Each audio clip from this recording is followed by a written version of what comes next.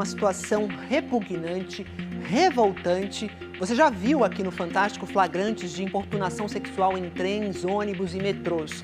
Hoje vamos mostrar que esse crime também vem sendo cometido a mais de 10 mil metros de altitude. São histórias de passageiras que foram vítimas dentro de aviões em pleno voo. Elas resolveram denunciar os criminosos, mas não imaginavam as dificuldades que acabaram enfrentando. Não há para onde fugir. Você está confinada entre estranhos a muitos mil metros de altitude. E o inacreditável está acontecendo na poltrona ao lado. Essa é a dinâmica da agonia vivida recentemente por estas 3 mulheres. Elas dizem ter sido vítimas de importunação sexual durante viagens de avião. E agora enfrentam uma série de desafios para conseguir que os homens que elas denunciam sejam investigados. A Carolina é doutora em nutrição, mas foi a capoeira que a levou ao outro lado do mundo. Mestre Brisa foi para o Japão com o marido, Jean, para lançar um livro e visitar cursos promovidos por seus ex-alunos. Um grande orgulho para ela. O problema aconteceu na volta para casa. É uma viagem extremamente cansativa, só de voo tem 28 horas, fora todas as conexões. Então eu só queria chegar. Carolina e Jean estavam no 3º trecho da viagem, de Dubai para São Paulo. Entramos no voo da Emirates, fomos pro assento, enfim, e meu marido ficou na janela, ele é muito grande, eu no meio, e aí chegou o passageiro. Eu chamo ele de 66C, porque eu ainda não tenho o nome dele, mas eu vou conseguir. A polícia vai conseguir. Depois de cerca de 6 horas de voo, com a luz do avião ainda acesa, veio o susto. Eu percebi que ele começou a manipular a genitália. Eu não acreditei. As outras 2 vítimas ouvidas pela reportagem preferiram não se identificar. Uma delas estava indo visitar a família. Era um voo nacional, de São Paulo para Porto Alegre. Eu estava mexendo no celular e eu vi que ele fazia aquele movimento muito forte. Mas eu não queria acreditar que isso estava acontecendo, né? Até pelo local que eu estava. E foi então que eu decidi olhar e aí eu vi que ele estava se masturbando. A terceira vítima é uma executiva que fazia uma viagem de trabalho.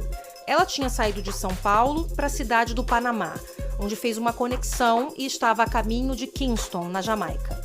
Essa pessoa sentou ao meu lado, esse homem, e no momento que serviram a comida, ou seja, baixaram a mesa, eu notei que ele realmente estava com uma ereção e estava se masturbando. A importunação sexual acontece quando alguém tenta satisfazer seu próprio prazer ou de terceiros sem o consentimento da vítima. Virou crime há 5 anos, depois de um homem ter ejaculado em uma mulher dentro de um ônibus.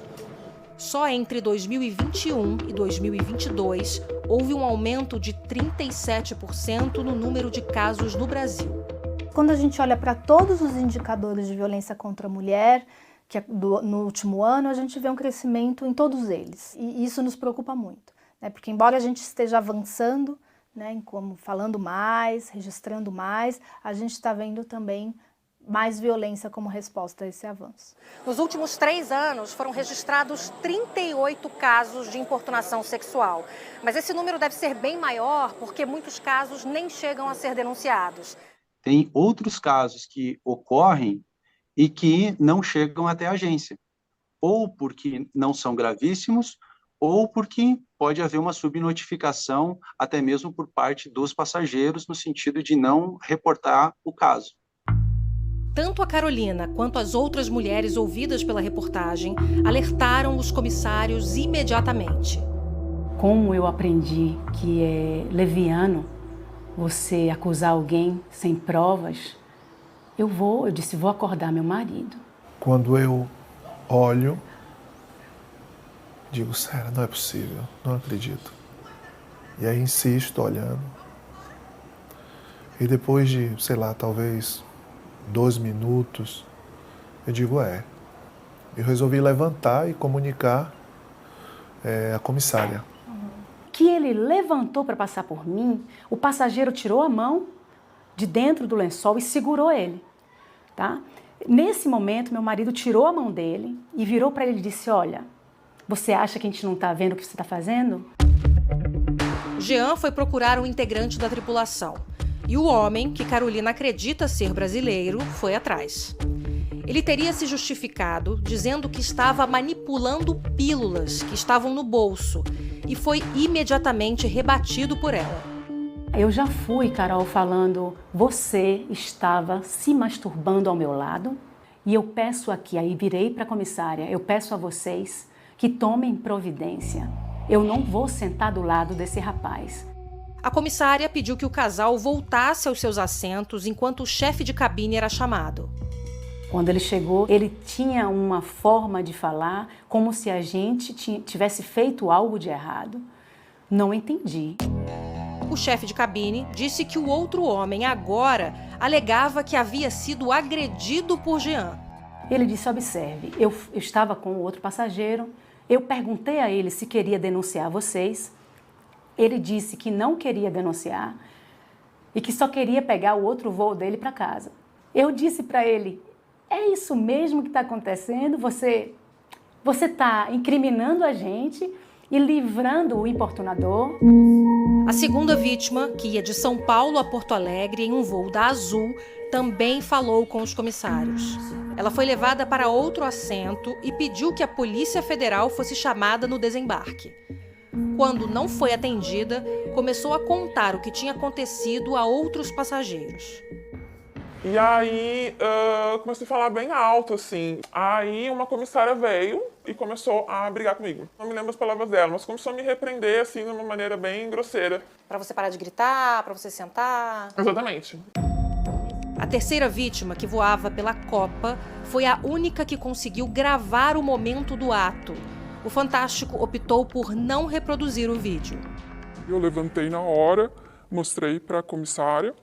A comissária falou que era um absurdo, mas que como ele estava com a mesa ela não podia ver e que ela não podia constrangê-lo. E basicamente eu fiquei em pé, esperando essa pessoa até que ela dormiu para voltar para o meu assento. Não trocaram ele de lugar, nada. E foi isso, não fizeram nada. As três mulheres se sentiram violentadas 2 vezes. Primeiro, pela importunação sexual. Depois, pela atitude da tripulação diante do que aconteceu. Mas que lei pode ser aplicada para um crime desse tipo que aconteceu no ar? Em relação às companhias aéreas, o procedimento é simples. Elas podem ser processadas por danos morais.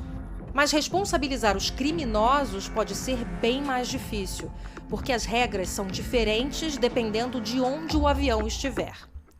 Em voos que estão em território brasileiro, vale a lei daqui. Em voos internacionais, quando o avião está sobrevoando o território de qualquer país, em geral, vale a lei daquele país onde ocorreu o crime. Já se o avião estiver sobrevoando águas internacionais, vale a legislação do país de registro da aeronave da companhia aérea. O problema é que isso abre uma brecha para casos como o da executiva ouvida pela reportagem. Ela é brasileira, o homem é peruano, a companhia aérea é panamenha e o destino final do voo era a Jamaica. No desembarque, ela chegou a procurar a polícia no aeroporto. Novamente olharam o vídeo e falaram: nossa, realmente é um absurdo, mas foi no começo do voo, então é no país que você saiu e a companhia aérea tem que te ajudar. Ela entrou em contato com a empresa, que por telefone pediu desculpas, mas disse que não havia nada a ser feito em relação ao passageiro. Então, para mim, foi nesse momento que eu decidi ir atrás de uma advogada, entender quais são meus direitos, porque esse homem pode fazer coisas com pessoas que são mais vulneráveis e, para ele, a companhia aérea deu um passe livre. A Copa afirmou em nota que rejeita veementemente qualquer forma de assédio, conduta inapropriada ou ilegal e que mantém uma política de tolerância zero em relação a tais atos, como estabelecido no seu código de ética. A advogada da vítima diz que é muito difícil que o passageiro responda criminalmente. É uma situação muito mais delicada em termos na logística da investigação. Este professor explica que o Brasil já assinou alguns protocolos internacionais, mas ainda falta assinar um mais recente, que trata especificamente de casos de passageiros indisciplinados, o que incluiria os de importunação sexual. Nós sabemos que o avião transpõe muitas fronteiras rapidamente, por isso a importância das convenções internacionais, porque aí todos já sabem como vai se aplicar aquela situação e não vai gerar insegurança jurídica, que é o problema de hoje. A vítima, que estava em um voo nacional, afirma que vai processar a Azul.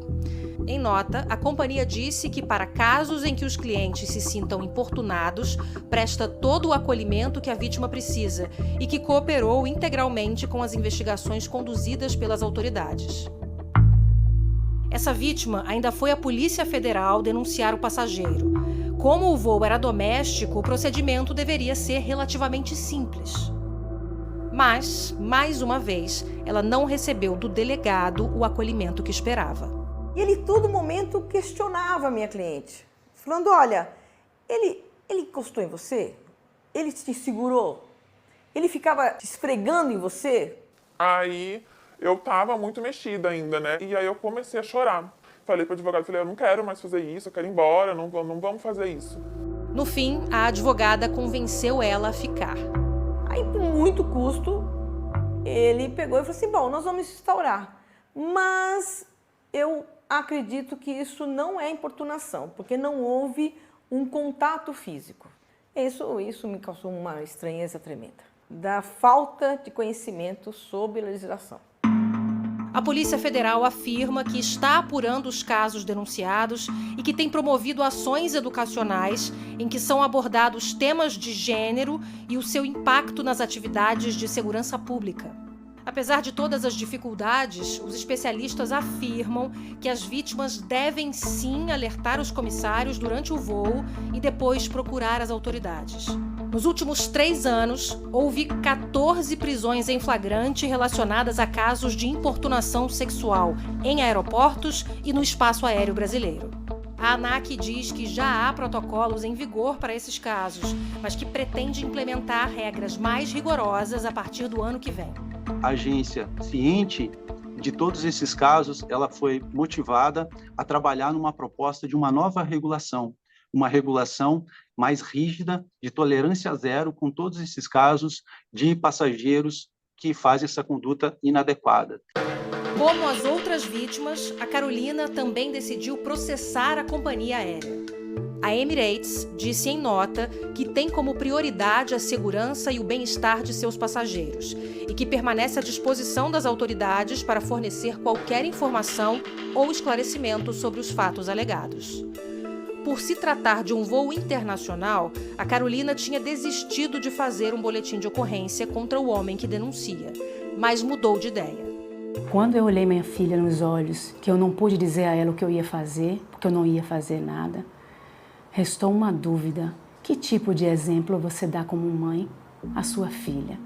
A defesa dela vai pedir os dados do passageiro à companhia aérea e acredita que, apesar de o voo ser internacional, ele pode ser punido. Eu não estou vivendo bons dias. Minha vida virou um furacão. Eu tenho uma família. Eu zelo por discrição e eu precisei abrir mão de tudo isso. Então, tem que valer a pena. Vai valer a pena.